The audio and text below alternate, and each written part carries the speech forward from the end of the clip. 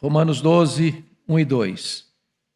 O apóstolo Paulo escreve assim: rogo-vos, pois, irmãos, pelas misericórdias de Deus, que apresenteis o vosso corpo por sacrifício vivo, santo e agradável a Deus, que é o vosso culto racional. E não vos conformeis com este século, mas transformai-vos pela renovação da vossa mente, para que experimenteis qual seja a boa, agradável e perfeita vontade de Deus. Amém. Eu gostaria de pensar com vocês como eu posso saber a vontade de Deus para a minha vida. Queria considerar isso à luz desse texto com vocês nesta manhã. É sabido de todos vocês que esta carta, chamada Carta aos Romanos, é o maior tratado teológico do Novo Testamento. É a grande expressão da fé evangélica, inspirada pelo Espírito Santo, que você tem nas Escrituras. Esta é a carta mais robusta que o apóstolo Paulo escreveu.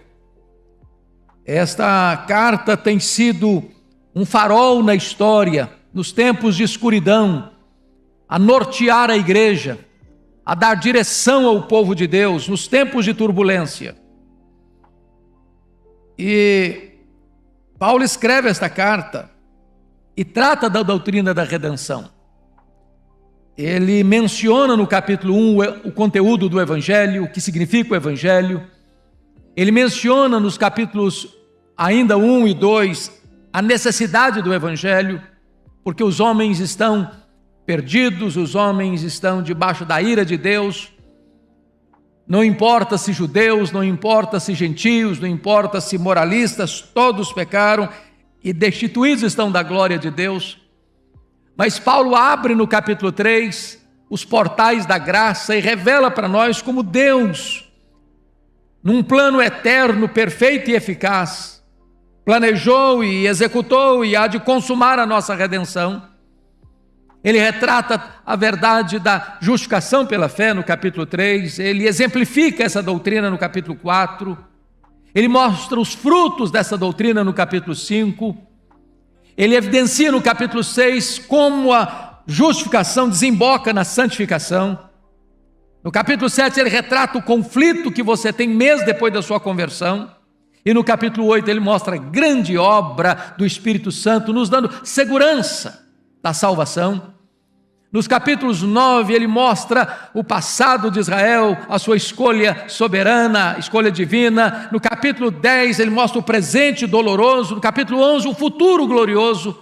E agora, no capítulo 12, ele começa uma nova etapa dessa carta, como ele fazia nas suas epístolas. Primeiro ele dava a doutrina, depois ele aplicava a doutrina. Primeiro ele dava o credo, depois ele mostrava a conduta. Primeiro ele mostrava a teologia, agora ele mostra como isso desemboca na vida. E eu chamo a atenção dos irmãos para o fato de que Paulo está agora aplicando a doutrina. E o capítulo 12, a partir do capítulo 12, Paulo vai mostrar algo sublime. Que quando você tem um encontro com Deus, a evidência que você foi salvo, a prova de que você é uma nova criatura, a evidência cristalina de que você foi justificado pela fé, é que isso tem implicações reais, profundas nos seus relacionamentos. Se vocês notaram, no capítulo 12, verso 2, primeiro relacionamento é que isso muda o seu relacionamento com Deus. Depois, no capítulo 12, versículos 3 até o 8, isso muda o seu relacionamento com você mesmo. Sua vida intrapessoal é transformada. Sua autoimagem é resolvida. Depois, em terceiro lugar, no capítulo 12, versos 9 até o verso 16, ele mostra como isso muda seu relacionamento com os seus irmãos, como você precisa amar, tratar, conviver. Mas em quarto lugar, seu relacionamento com seus inimigos, a partir do capítulo 12, verso 17, até o verso 21. Como é que você lida com isso? No capítulo 13, ele mostra como a salvação muda seu relacionamento com as autoridades constituídas, com os governantes. Mas no capítulo 14, 15 e 16, finalmente ele diz como a sua salvação implica e impacta o seu relacionamento com pessoas que pensam diferente de você, mas que pertencem à mesma igreja de Deus, em coisas secundárias. O que ele chama de crentes fracos e crentes fortes. Hoje, especificamente, eu quero tratar com você desses 2 versículos, a diferença da nossa relação, a mudança da nossa relação com Deus. E como é que Paulo começa? Ele diz: rogo-vos, pois, irmãos. Chama atenção que essa palavra rogar é a palavra mais forte que tem para solicitar, mas ela implica também num rogo de autoridade. Ele está ao mesmo tempo suplicando e ao mesmo tempo dando uma ordem. Notem a preposição pois, rogo-vos pois. Esse pois aí é o liame, é o vínculo, é a ponte, é a conexão entre o que ele escreveu até no capítulo 11, que é a doutrina, que é o ensino, que é o conteúdo doutrinário, que é o conteúdo teológico, aquilo que Deus fez por você, para conectar agora com o que você vai fazer para Deus. Nós não estudamos doutrinas apenas para ter a nossa mente mais arejada, mais iluminada, para você conhecer e saber. Nós estudamos doutrina para que, ao saber destas verdades, isso impacte, isso mude, isso transforme a sua vida. Reflita nos seus relacionamentos. Então notem comigo, ele está rogando: rogo-vos, pois, irmãos, pelas misericórdias de Deus. Quando ele diz pelas misericórdias de Deus, ele está relembrando esta igreja tudo o quanto ele ensinou até aqui acerca da salvação. Você e eu fomos alcançados por causa da misericórdia de Deus. Eu estava perdido e ele me achou. Eu estava sujo e ele me lavou. Eu era escravo e ele me libertou. Eu estava condenado e ele me justificou. Eu estava morto e ele me deu vida. Tudo isso é a expressão da misericórdia de Deus por nós. Você e eu só estamos aqui hoje porque Deus é muito misericordioso conosco, porque não for a misericórdia de Deus, nós estávamos chafurdados no pecado, nós estávamos arruinados na escravidão do pecado, nós estávamos completamente amarrados do cipoal dos vícios e das mazelas. Foi a misericórdia de Deus que nos trouxe até aqui. Agora notem vocês que em virtude disso, ele vai fazer alguns rogos. Primeiro, que apresenteis o vosso corpo por sacrifício vivo, santo e agradável a Deus, que é o vosso culto racional. Eu quero destacar aqui 3 verdades, então, desse texto. A primeira delas é o que nós chamamos de apresentação. Ele roga para que aqueles crentes, para que você e eu, apresentemos o nosso corpo. Preste atenção nisso. O pastor Orival tratou hoje aqui no batismo da antiga aliança, onde o sinal da aliança era a circuncisão. Agora, na nova aliança, o sinal é o batismo. Lá na antiga aliança, o sacerdote, representando o povo, levava ao altar um cordeiro, que era imolado e oferecido. Agora, na nova aliança, não tem mais cordeiros, porque o Cordeiro de Deus, perfeito e imaculado, foi imolado, foi sacrificado, se ofereceu de uma vez para sempre, varrendo, portanto, do altar os animais mortos. E agora é você quem oferece o seu corpo no altar de Deus, como sacrifício. Paulo está aqui, meus irmãos, combatendo o que estava no pano de fundo cultural da sua época, que era o pensamento grego, que o corpo era um túmulo, que o corpo era um claustro, que o corpo era uma prisão, e que isso desemboca em muitas doutrinas e pensamentos errados hoje. Por exemplo, o ascetismo. Ascetismo. Monastérios. Isso é fruto do gnosticismo pagão, grego. Que o corpo precisa ser flagelado. O corpo precisa ser castigado. O corpo não importa. Ou isso vai levar para um outro extremo, que é uma vida sem regras, de licenciosidade, de pecado desbragado. Aí Paulo diz, não, o nosso corpo tem valor. Esse corpo foi comprado, Deus o criou, Deus o comprou com o sangue do seu Filho. Esse corpo não é seu, esse corpo é propriedade de Deus, esse corpo é a morada do Espírito Santo, esse corpo é habitado pelo Espírito Santo, esse corpo precisa ser colocado agora a serviço de Deus, como sacrifício a Deus. Agora, que tipo de sacrifício? Olha comigo. Rogo-vos, pois, irmãos, pelas misericórdias de Deus, que apresenteis o vosso corpo. A palavra apresentar aqui, na língua grega, é a mesma palavra que o sacerdote fazia para o sacrifício, onde ele colocava o sacrifício, o holocausto, no altar e não podia tomar de volta. É uma entrega de uma vez para sempre, sem retorno mais. Não é aquilo que você entrega e toma de volta. É você colocar o seu corpo, a sua vida, de vez, por completo, definitivamente, como sacrifício a Deus. Não é um sacrifício morto, é um sacrifício vivo. Não é um cordeiro que vai se esperneando contra a sua vontade, mas é voluntário. Esse sacrifício, diz o apóstolo Paulo, ele é também santo. A sua vida precisa ser santificada. Você precisa se apartar daquilo que é errado. E como é que você pode ser um sacrifício vivo, santo e agradável? Seu corpo. É você não vendo aquilo que você não deve ver. É você não ouvindo aquilo que você não deve ouvir. É você não fazendo aquilo que você não deve fazer. É você não indo aonde você não deve ir.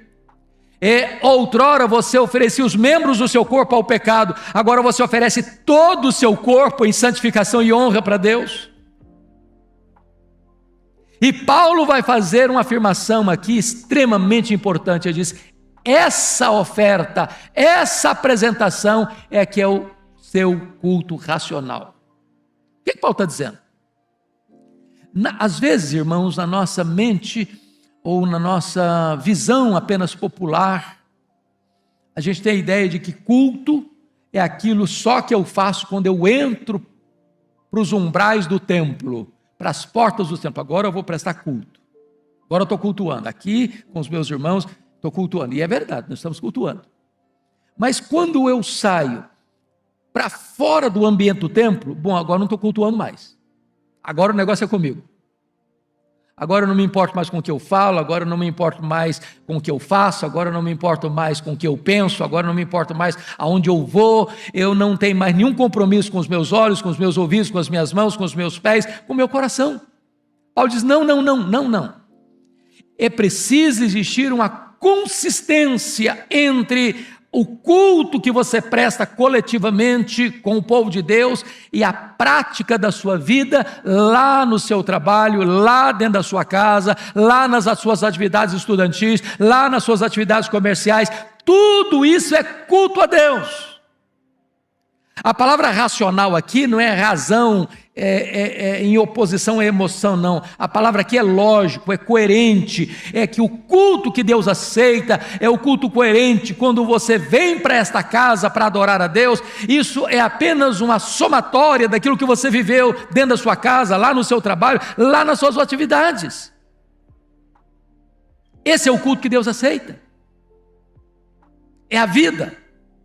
É por isso que a Bíblia diz lá acerca de Caim, que Deus não aceitou Caim e não aceitou a sua oferta. E é por isso que a Bíblia diz que Deus aceitou Abel e aceitou a sua oferta. Antes da oferta vem a vida, antes da liturgia vem a prática, antes do culto coletivo vem o seu culto individual. Primeira coisa então é a apresentação. Segunda coisa que Paulo trata desse texto é inconformação. Veja comigo o verso 2. E não vos conformeis com este século. Bom, você nota que a palavra conformar e a palavra que em seguida vem mais transformai-vos, transformar, ambas têm a mesma raiz. Qual é a raiz aqui? Forma. Conformar, transformar. Ambas usam como raiz a palavra forma. Na língua portuguesa, só temos uma palavra para isso, mas na língua grega tinha duas palavras bem distintas e muito importantes para entender o contexto aqui. Existia a palavra esquema e a palavra morfê. Esquema é uma forma que está mudando todo dia, toda hora, dependendo do ambiente, da situação, do contexto. A palavra morfê é uma forma inalterável, imutável, sempre a mesma. Quando Paulo diz, não vos conformeis com este século, ele usa a palavra esquema. O mundo tem uma forma, o mundo tem uma forma, o mundo tem uma ética, o mundo tem uma cosmovisão, e o mundo não tem valores absolutos, são valores relativos, é uma ética situacional, depende. O que foi vergonhoso ontem é aplaudido hoje, o que era errado ontem é aceito hoje, o que era pecado ontem, hoje é apenas uma doença, uma fraqueza, uma tendência, ou seja, o mundo está mudando. Paulo está dizendo o seguinte, não ponha o seu pé nessa forma, não entre nesse esquema, não pense pela formatação desse mundo, não deixe que esse mundo formate a sua cabeça, não deixe que você tenha a mesma cosmovisão deste mundo que não tem verdades absolutas, é relativo, é situacional, é conveniência. Paulo diz, não se conforme com isso, não ponha o seu pé nessa forma, não se amolde a essa forma. Ô irmãos, ninguém precisa ser um especialista para ver isso. Você liga a sua televisão, você fica chocado quando as pessoas fazem apologia do erro, apologia do pecado, apologia do vício. Parece que quanto mais degradado, degradante, aviltante é uma situação, mais as pessoas aplaudem. A questão hoje não é apenas de tolerância do erro, não, é inversão de valores. É o que o profeta Isaías disse, as pessoas estão chamando luz de trevas e trevas de luz, elas estão chamando doce de amargo e amargo de doce. As pessoas estão chamando o errado de certo e o certo de errado. E Paulo está dizendo, não se conforme com isso, não entre nessa forma, não se amolde a isso, não deixe que isso formate a sua cabeça, não pense com a cabeça do mundo. Mas agora notem comigo que vem a terceira palavra que eu fecho aqui, que é a palavra transformação. Ele diz, não vos conformeis com este século, mas transformai-vos pela renovação da vossa mente. Então você tem um corpo consagrado e você tem uma mente transformada. Mas a palavra transformai-vos é a mesma palavra, por exemplo, que aparece lá na transfiguração, que Jesus foi transfigurado. E trazendo para uma palavra do português que todo mundo conhece aqui, é a mesma palavra metamorfose. É uma mudança não externa, mas uma mudança de dentro para fora, uma mudança de essência. A palavra forma aqui de transformar não é esquema. A palavra aqui é morfê. E morfê é uma forma que não muda nunca.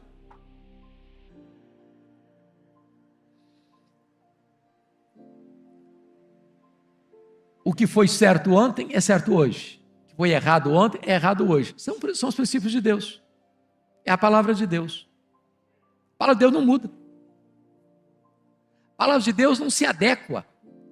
A palavra de Deus não se curva à cultura.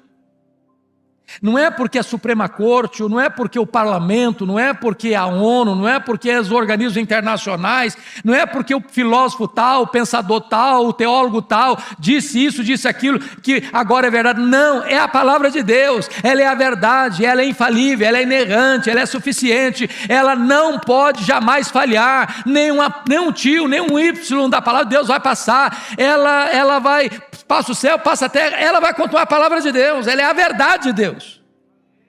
Então Paulo diz, olha para este modelo que nunca muda, este modelo que é imutável, este modelo que é absolutamente certo, olha nele, mira nele, põe a sua mente nele, e diz a Bíblia então que a sua mente vai sendo o quê? Transformada, a sua mente vai sendo renovada.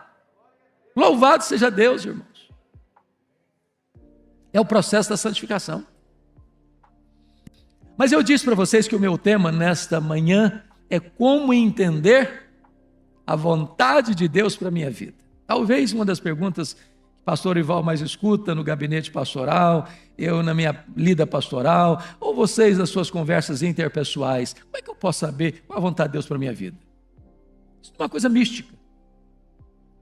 Isso não é aqui um anjo que desce, olha, a vontade de Deus para a sua vida é isso, a vontade de Deus para a sua vida é aquilo.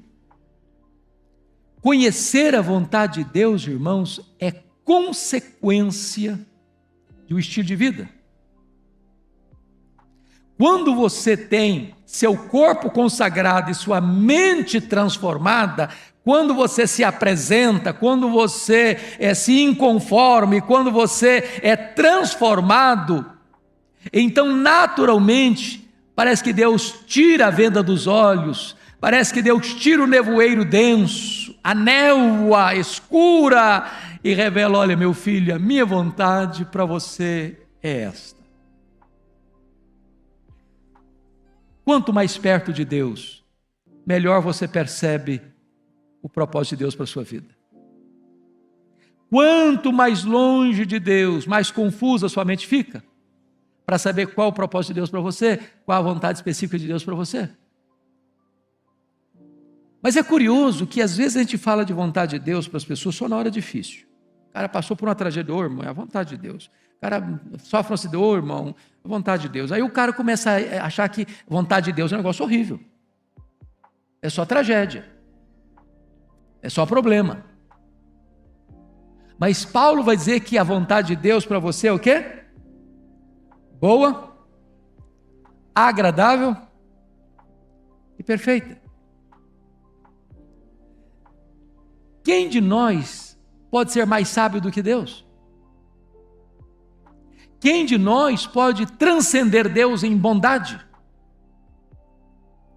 É claro que por melhor que eu ache que isso é bom para mim, a vontade de Deus para mim é melhor. Eu só enxergo alguns palmos na frente do meu nariz. Eu não enxergo na curva. Eu não enxergo na escuridão. Eu não sei o que está lá no final. Pois Deus vê no escuro, porque luz e trevas para Ele é a mesma coisa. Deus enxerga na curva, porque Ele vê de cima. Deus está lá no fim, como Ele está aqui agora. Então o plano de Deus para você é perfeito, a vontade de Deus para a sua vida é boa, a vontade de Deus para a sua vida é agradável, a vontade de Deus para a sua vida é perfeita. Deus é Pai, Deus é bom, Deus é misericordioso e Ele tem o melhor para você. E quanto mais você andar com Ele, quanto mais você se apresentar para Ele, quanto mais você se conformar com este mundo, quanto mais você for transformado pela renovação da sua mente, mais você vai se deleitar em Deus, mais você vai conhecer a vontade de Deus, mais você vai experimentar a boa, agradável e perfeita vontade de Deus na sua vida. Que Deus nos ajude hoje a nos colocarmos no altar de Deus, para vivermos na presença de Deus e para a glória de Deus e para usufruirmos o melhor de Deus na nossa vida hoje. Vamos orar. Querido Deus, louvado seja o teu nome, porque nos trazes à tua casa, para juntos adorarmos o teu nome. Louvado seja o teu nome, Deus, porque podemos abrir a tua palavra e buscar a iluminação do teu Espírito para entendê-la, para aplicá-la ao nosso coração e vivermos de modo digno do teu nome. Santifica a nossa vida, santifica os nossos olhos, santifica os nossos ouvidos, santifica as nossas mãos, santifica os nossos pés, santifica o nosso coração. Dá-nos a bênção, meu Deus, de termos lábios puros. Dá-nos a bênção, Deus, de toda a nossa vida ser como um sacrifício agradável a Ti. E que o nosso corpo, comprado pelo sangue do Cordeiro, possa ser instrumento para a glorificação do Teu nome, para abençoar as pessoas que se relacionam conosco, que em todo o nosso ser a Tua glória seja manifesta. Assim oramos em nome de Jesus. Amém.